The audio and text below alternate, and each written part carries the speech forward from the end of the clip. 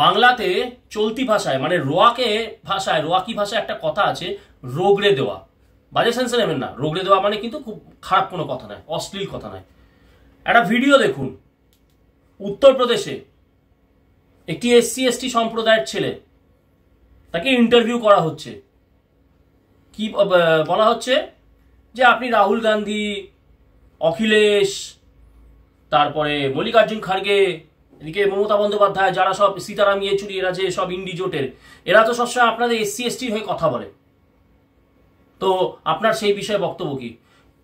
খুব বেশি হলে 22-23 বছরের ছেলে কিভাবে রগড়ালো এই ইন্ডি জোটের এই তথাকথিত সুবিধাবাদীদের, কিভাবে রগড়ালো ছেলেটি। আগে ভিডিওটা দেখুন। अगर तुम्हारी बीजेपी से लड़ाई है, बीजेपी को गाली दो। क्यों भगवानों को गाली दे रहे हो? क्यों लक्ष्मी माता से ये कह रहे हो कि इसके 4 हाथ कहां से आ गए?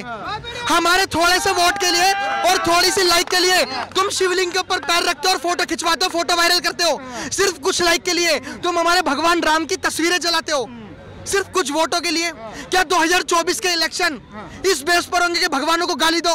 क्या 2024 के इलेक्शन इस बेस पे होंगे कि तुम किसी की जात को गाली दो? क्या 2024 के इलेक्शन इस बेस पे होंगे कि तुम हिंदू धर्म को गाली दो?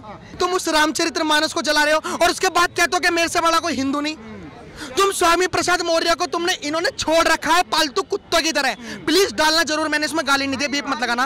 इन्होंने ये कहा है, स्वामी प्रसाद भाभी गई तुम्हारी वो लेने, जब मेरे भगवानों के बारे में उल्टा बोला जा रहा है तो मैं किसी को भाभी भाभी नहीं मान रहा।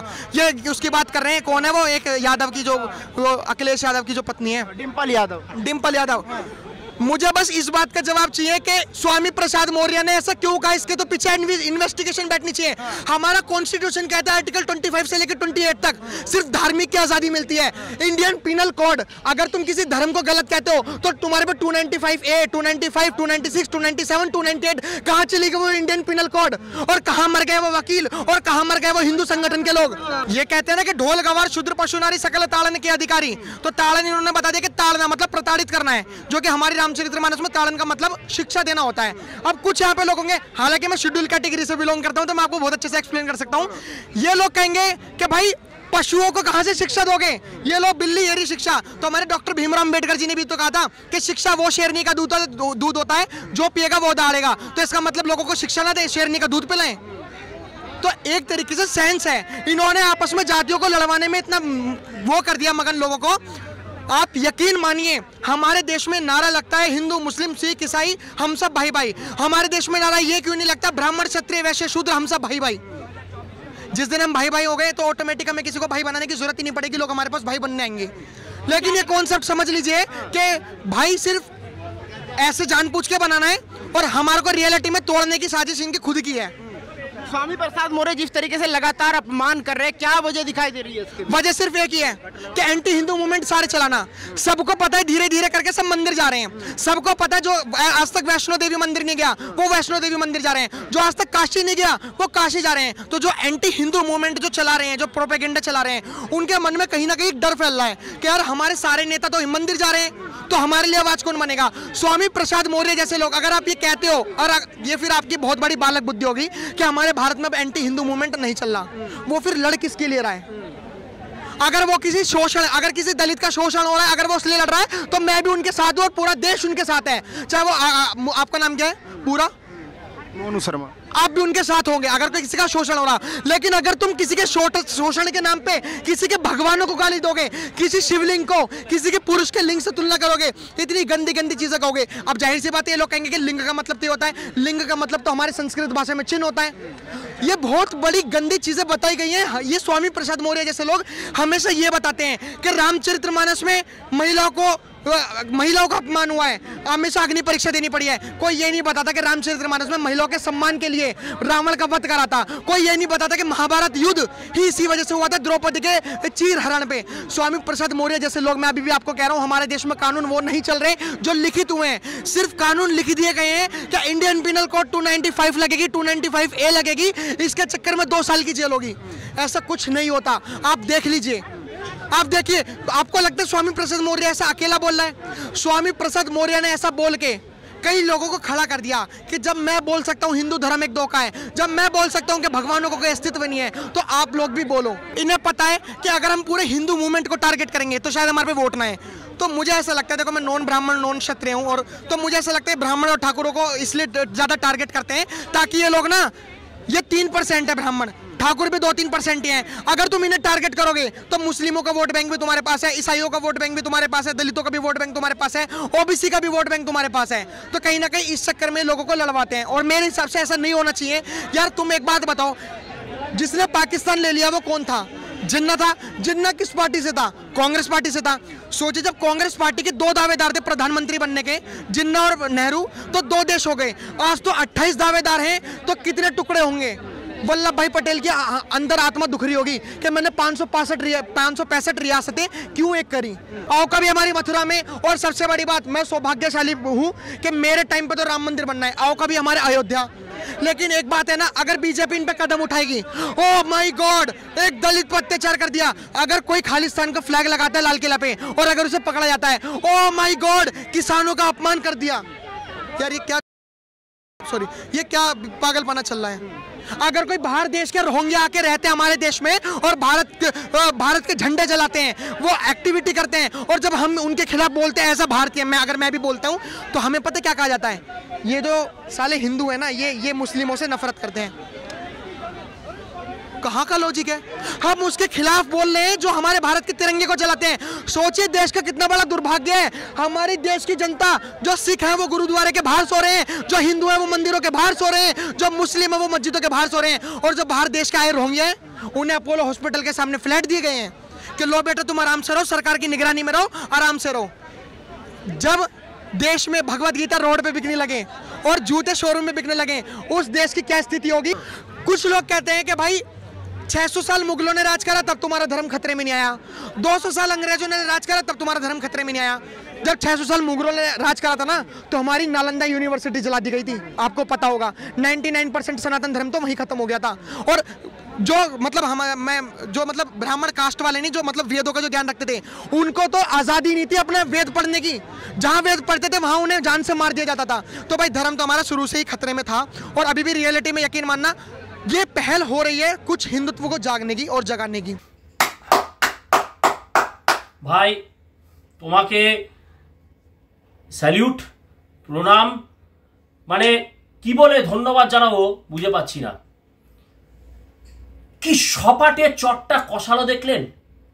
কিভাবে চটটা কষালো? কেবল কথার মাধ্যমে, চুক্তির মাধ্যমে কিভাবে চর কষালো এই তথাকথিত এই ইন্ডিজোট, যারা নিজেদেরকে এই দলিত সমাজ, এই এসসি এসটি সমাজের মুখপাত্র বলে নিজেদেরকে প্রজেক্ট করছে, তাদেরকে কিভাবে চটটা কষালো। ছেলেটির সব থেকে মানে যেটা আমরাও বলছি যে আপনারা এসসি এসটি যে কোনো সম্প্রদায়ের ওপরে অন্যায় অপারেশন হলে কথা বলুন, কিন্তু সেটার প্রসঙ্গ টেনে আপনারা হিন্দু ধর্মকে কেন গালাগালি দেবেন? সনাতন ধর্মকে কেন গালাগালি দেবেন? সনাতন ধর্মকে ডেঙ্গু ম্যালেরিয়া কেন বলবেন? সনাতন ধর্মকে ফেক হোক্স কেন বলবেন? মমতা বন্দ্যোপাধ্যায় কেন আপনাকে এটা বলতে হচ্ছে যে কোর্টের অর্ডারে রাম মন্দির, রামলালার প্রাণ প্রতিষ্ঠা হচ্ছে? কোর্টের অর্ডারে? কোন কোর্টের অর্ডার নয় মমতা বন্দ্যোপাধ্যায়, শুনে রাখুন, কোন কোর্টের অর্ডার নয়, ওটা কোর্ট হ্যাঁ অর্ডার দিয়েছে। কেন দিয়েছে? কারণ ওটাই সত্য, সেই জন্য সত্যের পক্ষে কোর্ট অর্ডার দিয়েছে। ওটা জনতার রায়। আপনি সারাক্ষণ বলেন না জনতা, জনতার রায়, আপনার পশ্চিমবঙ্গের জনতারও রায় ওটা। দেখছেন না পশ্চিমবঙ্গ থেকে কাতারে কাতারে মানুষ, কেবল বিজেপি না, খোঁজ নিয়ে দেখুন আপনার তৃণমূলের ছেলেরা আছে, হিন্দুত্ববাদী ছেলেরা, যারা হিন্দু বলে গর্ববোধ করে নিজেদেরকে, সেই তৃণমূলের ছেলেরাও যাচ্ছে অযোধ্যায়। কারণ একটা পা নেই, এক পায়ে সাইকেল চালিয়ে যাচ্ছে অযোধ্যায়, আর আপনি এটাকে মমতা বন্দ্যোপাধ্যায় কোর্টের রায় বলে দিচ্ছেন। আপনি নিজে কোর্টের রায় মেনে কটা কাজ করেন বলুন তো, যে আপনি কোর্টের রায় বলে আপনি ট্রোল করার চেষ্টা করছেন? ট্রোল তো আপনাদের হচ্ছে। দেখুন মমতা বন্দ্যোপাধ্যায়, দেখুন একটা 22-23 বছরের ছেলে, সে কি বলছে? আরে তোমরা বিজেপিকে সমালোচনা করো, আমরাও বলি হ্যাঁ বিজেপিকে সমালোচনা করুন, প্রধানমন্ত্রী নরেন্দ্র মোদীকে সমালোচনা করুন, অমিত শাহকে সমালোচনা করুন, রাজনাথ সিংকে সমালোচনা করুন, সুকান্ত মজুমদারকে সমালোচনা করুন, শুভেন্দু অধিকারীকে সমালোচনা করুন, কিন্তু কেন হিন্দু ধর্মকে টেনে আনবেন আপনারা? কেন বারংবার আপনার আমাদের সনাতন ধর্মকে আপনারা আজে বাজে কথা বলবেন? আপনাদের শোভনদেব বা আমাদের এই খড়দার বিধায়ক কিছুদিন আগে মনে আছে সেই ভিডিও কি বলেছিল? পুরোহিত চোর হতে পারে বলে দেবতা চোর নয়। সাহস থাকলে বলে দেখান তো উনি পাদ্রী চোর, হুজুর চোর। পারবেন শোভনবাবু বলতে? মানে সবকিছুতে এই যে ছেলেটি বললো আমাদেরও প্রশ্ন করুন না, আপনি বিজেপির যত খুশি সমালোচনা করুন, কিচ্ছু এসে যায় না। কেন আপনারা হিন্দু ধর্মকে টেনে আনবেন কথায় কথায়? শ্রীরামচন্দ্র থেকে শুরু করে, শ্রীকৃষ্ণ থেকে শুরু করে, মা দুর্গা থেকে শুরু করে, আপনাদের মহামৈত্র মা কালীকে নিয়ে যা পেরেছে বলেছে, মাংস খায়, এই খায়। আরে সে তো জানে না কোন কনটেক্সটে এগুলো বলা হয়েছে, সে তো জানেই না। অশিক্ষিত মহিলা, ওই ব্যাবিংটন ম্যাকাউলের শিক্ষায় শিক্ষিত এক সনাতন ধর্ম সম্বন্ধে অশিক্ষিত মহিলা মা কালী নিয়ে যা তা বলেছে। আপনি নিজেকে বিরাট, আপনি দেখান মমতা বন্দ্যোপাধ্যায় খুব চালাকি করে দেখান যে না ধর্ম যার যার উৎসব সবার, আমি সর্বধর্মে পছন্দ করি না। যদি আপনি সর্বধর্ম সম্বন্ধে টলারেন্স থাকতো আপনার, তাহলে আপনি এই যখন কথাগুলো বলা হয়েছে, শোভনদেব যখন বলেছে, মহুয়া মৈত্র যখন বলেছে, আপনার এক বিধায়ক কল্যাণ বন্দ্যোপাধ্যায় যখন বলে যে রামের থেকে রাবণের চরিত্র ভালো, আপনি তাদেরকে শোকজ করতেন? করেননি, কোনোদিন করবেন না আপনি। এই ভিডিওটা সেই জন্যে আপনাদের মতন মানুষদেরকে চোখ খুলে দেওয়ার জন্য, আপনাদের হিপোক্রেসিটাকে এক্সপোজ করার জন্য এই ছেলেটিকে আমি সাধুবাদ দিই। উত্তরপ্রদেশের এই ছেলেটিকে কি সুন্দরভাবে যুক্তি দিয়ে একটি SC ST ছেলে, সম্প্রদায়ের ছেলে, সে বলল যে কথা বলতে হলে আমাদের রাইটস নিয়ে কথা বলো। অপারেশন হলে বিজেপির অপারেশন, তৃণমূলের অপারেশন, CPM এর অপারেশন, সবার অপারেশন, কিন্তু কেন তুমি হিন্দু ধর্মের দেব দেবীদেরকে টানবে? কেন সনাতনী ভাবাবেগকে টানবে? সাহস থাকলে অন্য যেসব মতবাদ আছে তাদেরকে নিয়ে টেনে দেখাও না। টেনে দেখান না রাহুল গান্ধী, টেনে দেখান না সীতারাম ইয়েচুরি, টেনে দেখাও না শতরূপ। আজকাল আবার সেলাই আবার ইয়ে থেকে, আরব থেকে এসেছে বলে যে শতরূপ হাম্বা করছে আলিমুদ্দিন স্ট্রিটের সামনে গিয়ে, মাথায় গোবর পোড়া, ওই আরেক কমিউনিস্টি গোবর পোড়া শতরূপ। বলে দেখাও না অন্য ধর্ম নিয়ে কিছু, অন্য মতবাদ নিয়ে মমতা বন্দ্যোপাধ্যায় বলে দেখান না। বা আপনার পার্টিতে কেউ যদি অন্য ইয়ে নিয়ে বলে দেখায়, আপনি তখন আর দেখতে চাই আপনার রূপটা, আসল রূপটা কি। সাধুবাদী ছেলেটিকে, তোমাকে এরকম ভাবে এই ভিডিওটি দেখুন এবং এর থেকে শিক্ষা নিন। এইভাবেই যারা এই SC ST নাম করে, এই দলিতের নাম করে হিন্দু ধর্মের আবাবেগকে দেব দেবীদেরকে অপমান করে, এইভাবে বিফিটিং রিপ্লাই দিন, এইভাবে বিফিটিং রিপ্লাই। জয় মা কালী, জয় শ্রীরাম, জয় বঙ্গ, জয় শশাঙ্ক।